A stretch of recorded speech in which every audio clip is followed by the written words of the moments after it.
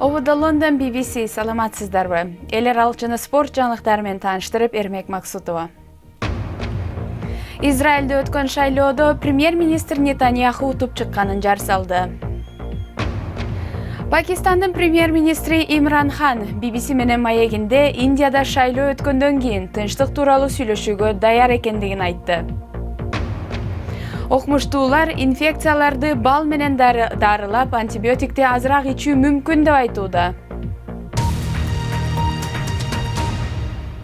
Израилдин премьер-министри Беньямин Нетаньяху шайлоодо атаандашы менен тең тайлашып келип, Израилдин премьери катары 5-чи мөөнөтүн баштаган калды окшойт.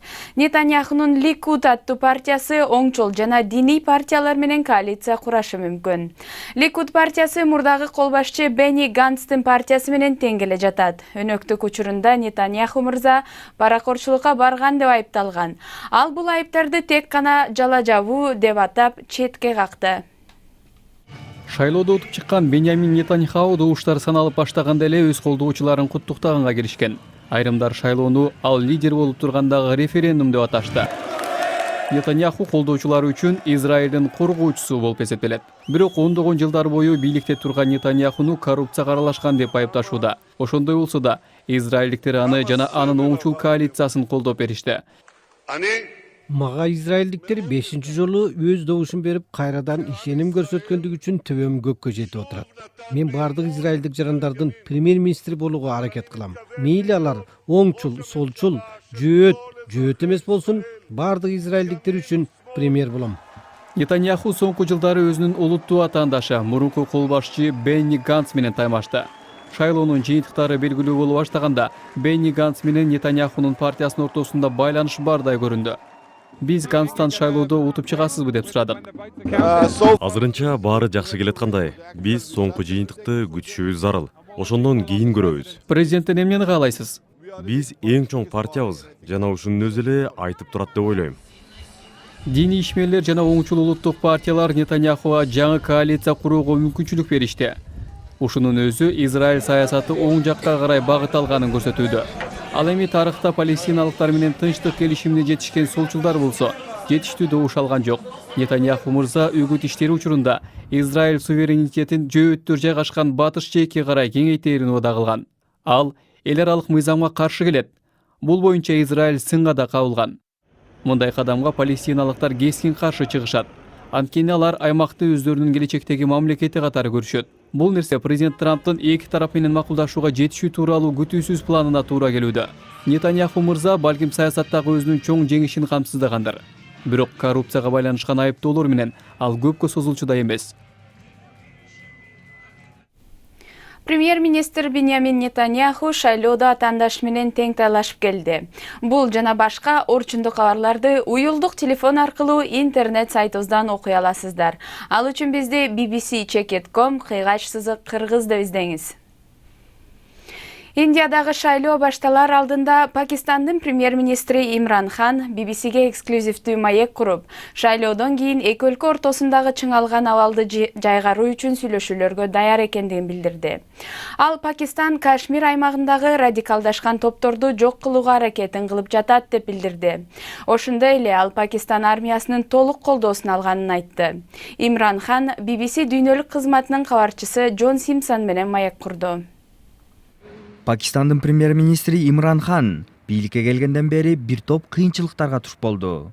Февраль айында Индия Пакистандын территориясында аба чабуул уюштурду. Эгерде аскердик операцияда кемчиликтер болсо, өзөктүк куралга ээ болгон эки мамлекет ортосунда согуш тутанып кетиши мүмкүн эле. Учурда Имран Хан чыңалган абалды жайгарууга аракеттенүүдө. Индия Пакистанда жайгашкан Жаиш-и-Мухаммед аттуу террордук топту бутага алганын билдирген. Индиялыктардын көбү сиздин маегиңизге көңүл бурушат. Премьер-министр Моди менен Индия элине кандай кайрылуу жасагыңыз келет? Эки мамлекеттин өкмөтү жакырчылыкты жоюу маселесине көңүл бурушу керек. Жакырчылык менен күрөшүү үчүн биз талашып жаткан көйгөйлөрдү чечип, диалогко барышыбыз керек. Эки мамлекет ортосунда бир эле талаш бар. Ал Кашмир. Кашмирдеги чыңалган абал мындан ары улана берсе болбойт. Себеби Кашмир боюнча реакциядан тарта ага жооп кайтаруу Пакистанга байлануу. Аягында Пакистан күнөөлүү болот. Абал андан ары да курчуй берет. Буга чейин ушундай болгон. Демек Кашмир боюнча талаш чечилиши керек. Аймактагы тынчтыктын пайдасын баарыбыз көрөбүз.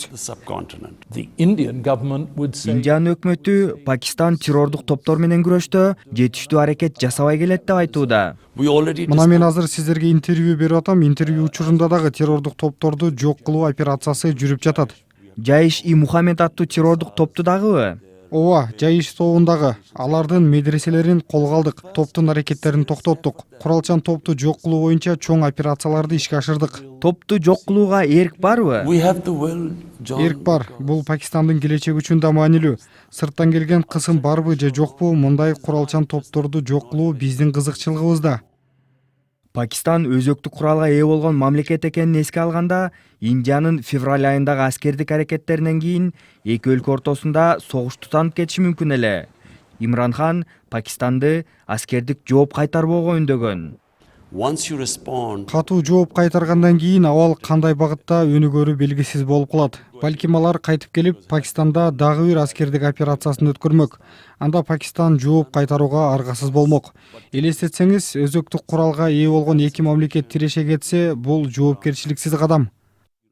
Имран Хан маектен кийин шашып кетти. Аны коштоп жүргөн офицер портфель көтөрүп жүргөн.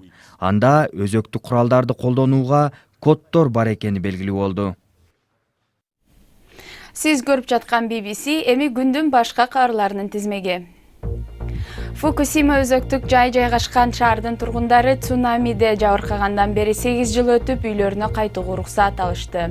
Окума шаарынын айрым аймактарында чукул кырдаал алынып, радиациянын деңгээли ден соолукка зыянсыз деп табылган. Шаардын айрым жактары кайрадан курулуп, калган тарабы дагы деле курчалган бойдон турат. Индиянын баш калаасы Нью-Делиде Далай Лама өпкөсүнө инфекция кирип бейтапканага жатты. Анын жардамчылары ламанын абалы туруктуу деп билдирди.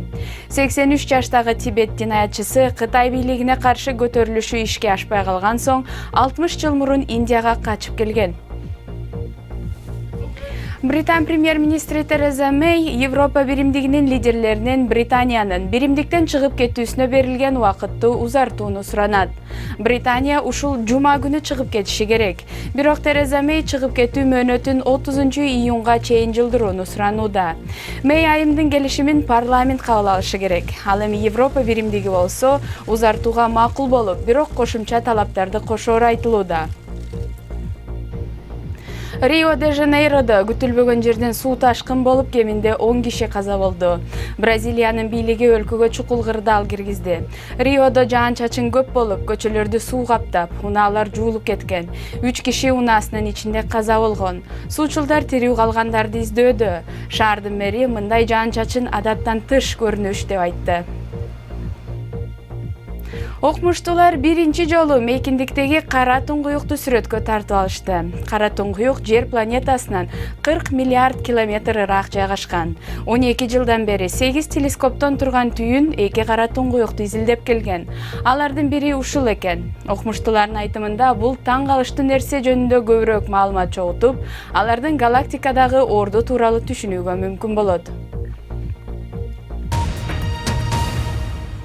Британ окумуштууларынын айтымында антибиотиктерди азыраак ичүү жолу катары түрдүү инфекцияларды дарылоодо бал жардам бериши мүмкүн. Барган сайын микробтор дары-дармекке туруштук бере баштады. Бирмингем университетинин иликтөөчүлөрү бал ошол көйгөй менен күрөшүүдө эффективдүү ыкмага айланышы мүмкүн деп билдирди. Мен катуу ооруп калдым. Деббинин зара түтүкчөсү инфекцияга кабылган. Андан айыгуу үчүн ал антибиотик алган. Бирок айыкмак турсун, анын абалы кескин начарлаган. Сепсис аттуу инфекциялуу ооруга чалдыгып калдым. Бул оору денени оорлотуп, ал шайыңды кетирет экен. Дарыгерлер мага антибиотик сая башташты. Бир нече күндөн кийин алар мага антибиотик таасир этпей жатканын айтышты. Абалым болсо начарлай берди. Учурда оорунун дары-дармекке баш ийбей калышы көп кездешүүдө. Бул ойлончу нерсе. Микробко каршы туруштук берүү организмде бул бактерия сыяктуу микроорганизмдер көбөйүп, ага антибиотиктердин алы жетпей калганда пайда болот. Антибиотикти тоготпогон бактериялардын көбөйүшү 2050-жылга чейин рак оорусуна караганда көп адамдын өмүрүн алышы мүмкүн деген божомолдоолор бар. Эгер биз антибиотиктер таасир этпей калган деңгээлге жетсек, анда заманбап медицина өз максатына жетпеген болот. Изилдөөчүлөр эмне үчүн бактерия аарынын уясында жашап кете албастыгын изилдешкен. Көрсө бал микробторго каршы табигый дары экен. Бал жугуштуу ооруларды айыктырууда кылымдар бою колдонулуп келген. Анын курамында табигый антибиотиктер болгондуктан бактерияларды жок кыла алат.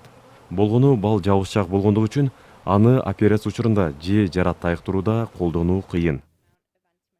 Биз коюу жана жабышчаак балды бүркүлүүчү суюктукка, кремге жана упага айлантып жатабыз. Ошондо анын дененин көптөгөн бөлүгүнө оңой колдонсо болот. Буга чейин балдан медициналык гель жасалган. Бирмингем университетинин кызматкерлери аны мындан ары жакшыртуунун үстүндө иштеп жатат. Бизде жаратка чачып кое турган суюк бал бар. Ал бактерияны өлтүрөт. Демек аны хирург адамды кесээрден мурда профилактикалык негизде колдонсо болот. Бал дарыгерлер жазып берген башка антибиотиктердей жакшы таасир береби? Бул антибиотиктин альтернативдүү түрү катары колдонулат. Бал кадимки антибиотиктерге туруштук берген бактерияны өлтүрө алары далилденген. Дарыгерлер Дебиге 6 башка антибиотик берип, аман алып калды. Бирок ал коркунучтуу оору менен күрөшкөндүктөн инфекцияны жок кыла турган ар кандай ыкманы колдонууга даяр. Антибиотиктердин пайдасы да зыяны да бар. Бирок мен коркунучтуу оорудан аман калдым. Инфекцияларды айыктыруунун башка жолдорун табуу үчүн биз изилдөөчүлөргө колдоо көрсөтүшүбүз шарт. Эгер акча каражаты табылса, балдан жасалган бул продукциялар кийинки жылы медициналык сыноодон өткөрүлөт деп үмүттөнөбүз дейт окумуштуулар. Жаңылыктардын соңунда жылдыз футболчу Криштиану Роналдуга окшогон ирактык тургун жөнүндө айта кетели.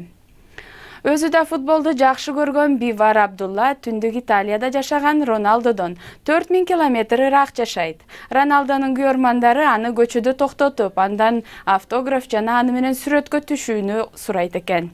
Ювентус жылдызынан айырмаланып, 25 жаштагы Бивар курулуш иштеринде иштеп акча табат. Ал бир күнү Роналдого жолугам деп кыялданат экен.